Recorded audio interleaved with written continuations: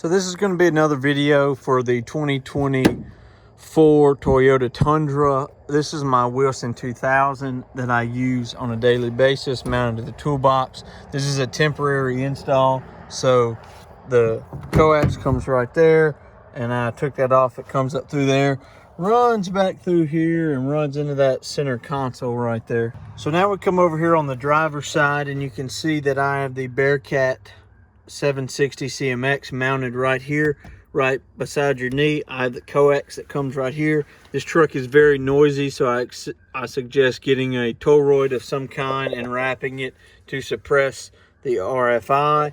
And then underneath the dash, I don't know how well you can see it, I have the cable ran for the head unit and the control mic, and I have it mounted right here.